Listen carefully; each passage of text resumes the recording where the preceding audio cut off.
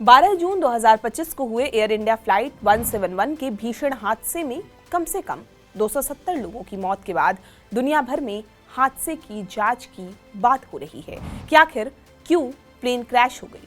शुरुआती जांच में कोई स्पष्ट तकनीकी खामी नहीं आई, लेकिन जानकारों का कहना है कि आखिरी रिपोर्ट आने में कई महीने लग सकते हैं। इस बीच जो एक चीज टाटा के लिए सबसे अहम है वो है टाटा ग्रुप की साख। टाटा भारत में एक भरोसा का नाम है। सरकार से 2022 में टाटा ने एयर इंडिया को खरीदा था और उसे एक नया मुकाम, नई पहचान देने के लिए काम कर रहा था।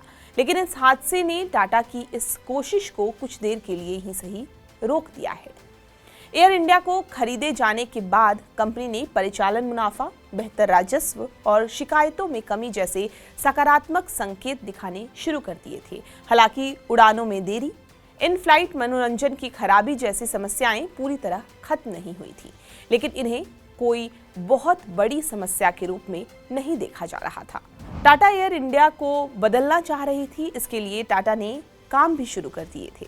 आधुनिक A350 विमान को बेड़े में शामिल कर प्रमुख रूट पर तैनात करना और पुराने जहाजों को हटाने के लिए रिकॉर्ड संख्या में नए विमानों का ऑर्डर देना, ये बतलाता है कि टाटा एयर इंडिया को पूरी तरह से बदलने के लिए तैयार है। अहमदाबाद प्लेन हादसे के बाद टाटा को बड़ा धक्का लगा है। सोशल मीडिया पर लोग ये कह रहे हैं कि अब मैं एयर इंडिया से यात्रा नहीं करूंगा। विशेषज्ञों का मानना है कि इस तरह की प्रतिक्रिया किसी बड़े हादसे के बाद आम होती है, लेकिन इससे यात्रियों का भरोसा डगमगा सकता है।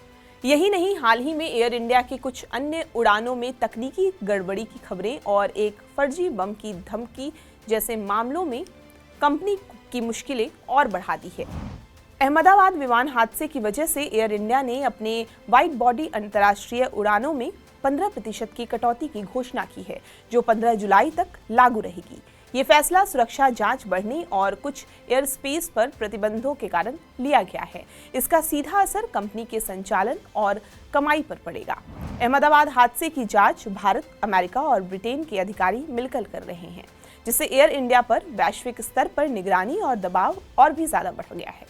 BBC की एक रिपोर्ट में विमान विशेषज्ञ मार्क मार्टिन का कहना है कि अब जांच में पुराने विमानों की मरम्मत और रखरखाव की स्थिति पर भी सवाल उठेंगे। एक्सपर्ट का मानना है कि ऐसे संकट में कंपनियों की सबसे बड़ी चुनौती होती है निरंतर और ईमानदार संवाद। अक्सर कंपनियां हादसे के बाद कुछ तत्कालिक कदम तो उठाती हैं, लेकिन सार्वजनिक रूप से लगातार संवाद न करने से अफवाहें फैलती हैं और ब्रांड की साख को गहरी चोट लगती है। उदाहरण के तौर पर 2014 में मलेशिया एयरलाइंस की 2 भीषण दुर्घटनाओं के बाद उसे मुनाफे में लौटने में 1 दशक लग गया था। एयर इंडिया के सामने भी कुछ ऐसी ही चुनौतियां हैं। भारतीय बाजार में टाटा एक बड़ा नाम है, एक ऐसा नाम जिस पर लोग आंख बंद करके भरोसा करते हैं। एक रिपोर्ट की माने तो टाटा समूह के चेयरमैन N चंद्रशेखरन ने हाल ही में एयर इंडिया के कर्मचारियों से बात करते हुए कहा कि उनके करियर का सबसे दिल तोड़ने वाला संकट है, लेकिन इसको अवसर बनाकर हमें दुनिया की सबसे सेफ एयरलाइन बनाने की जरूरत है। टाटा के लिए अच्छी बात यह है कि सिंगापुर एयरलाइंस उसका साझेदार है, जिसे दुनिया की सबसे बेहतरीन एयरलाइंसों में एक गिना जाता है। इस संकट में एयर इंडिया को फिर से पटरी पर लाने में टाटा की ये साझेदारी निर्णायक साबित हो सकती है। आपको ये पूरी जानकारी कैसी लगी, हमें कमेंट करके जरूर बताएं और देश दुनिया की तमाम खबरों के लिए आप हमारे साथ बने रहें और देखते रहें TV9 डिजिटल।